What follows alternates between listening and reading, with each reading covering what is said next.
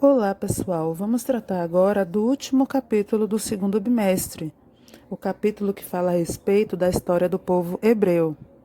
A cultura hebraica tem uma forte relação com o mundo atual. Levando apenas um dos mais argumentos que justificam isso é que podemos atribuir ao povo hebreu a criação de uma das maiores religiões do mundo atual, que é o cristianismo. Tendo essa posição de destaque na compreensão dos valores da cultura ocidental, o estudo da civilização hebraica pode nos conceder vários instrumentos de reflexão sobre nossa própria cultura. A história do povo hebreu se confunde com a trajetória de vários outros povos do mundo antigo. Entre outros episódios, podemos destacar o exílio no Egito, a dominação pelos babilônios e a conflituosa relação com as autoridades do Império Romano.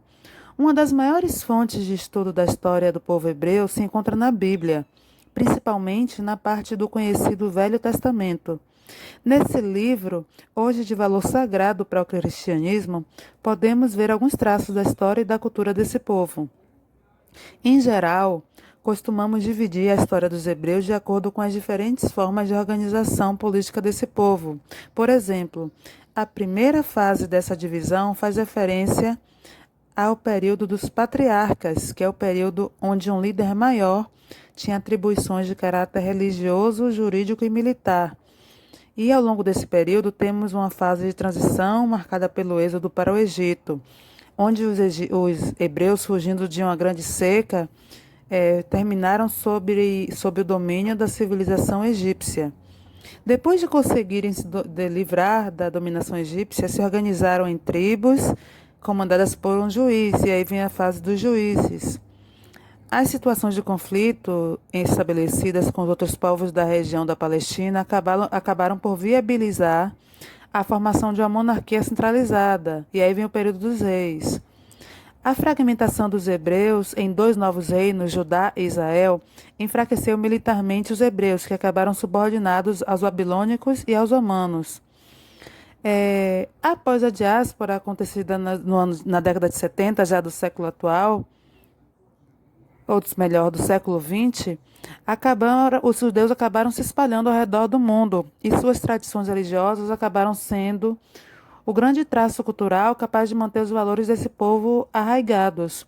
Somente na segunda metade do século XX, o movimento sionista judaico foi capaz de estabelecer um novo Estado judeu na região da Palestina. E a volta dos judeus para esse local, ainda hoje, é um motivo de interminável guerra entre os judeus e árabes, que a gente vai saber um pouquinho mais a seguir, tá? Os hebreus são conhecidos como israelitas ou judeus.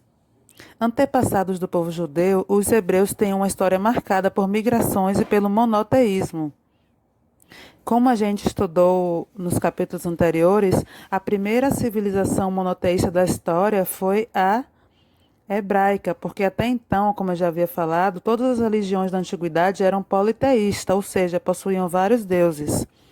Muitas informações sobre a história dos hebreus baseiam-se na interpretação de textos do Antigo Testamento, que é a primeira parte da Bíblia, como eu disse. O Antigo Testamento foi todo escrito com base na tradição oral dos hebreus. Consta dele, por exemplo, a interpretação feita por esse povo da origem do mundo e de muitas normas éticas e morais daquela sociedade da época. Entretanto, esses textos são repletos de símbolos e sua interpretação é bastante difícil. Vestígios da sociedade hebraica continuam sendo encontrados. Esses vestígios contribuem para lançar novas luzes sobre a história dos hebreus.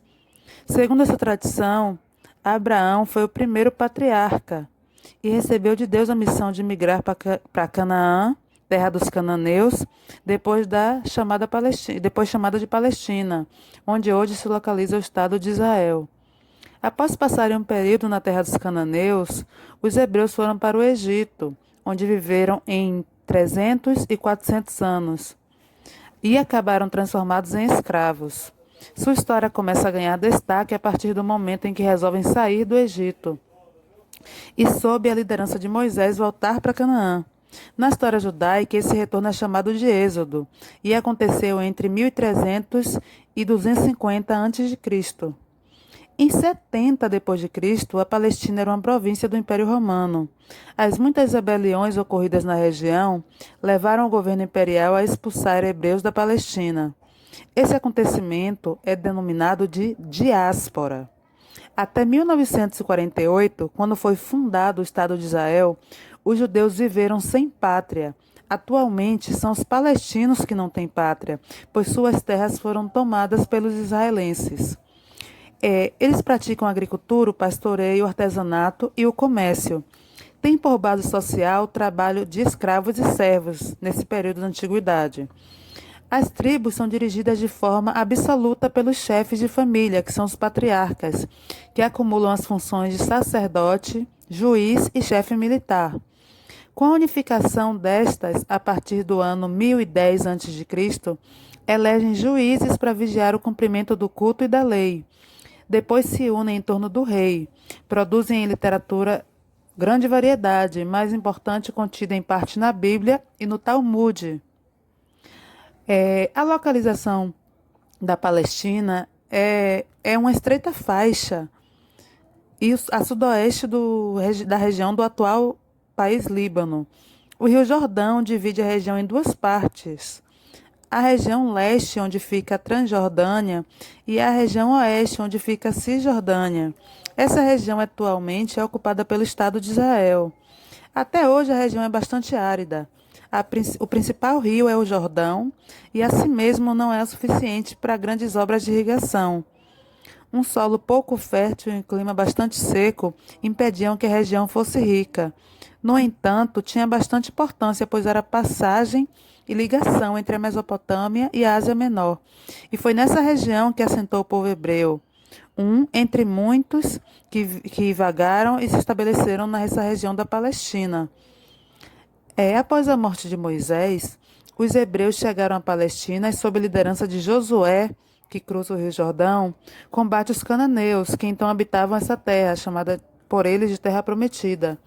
Vencidos os cananeus, os israelitas se estabeleceram na Palestina e nessa época o povo hebreu estava dividido nas 12 tribos de Israel, que viviam em clãs compostos pelos patriarcas, seus filhos, mulheres e trabalhadores não livres. O poder e prestígio desses clãs era personificado pelo patriarca, e os laços entre esses clãs eram muito frágeis. Porém, devido às lutas pelas conquistas de Canaã, da Terra Prometida, surgiu a necessidade do poder e do comando estar na mão dos chefes militares. Estes chefes passaram a ser conhecidos como juízes.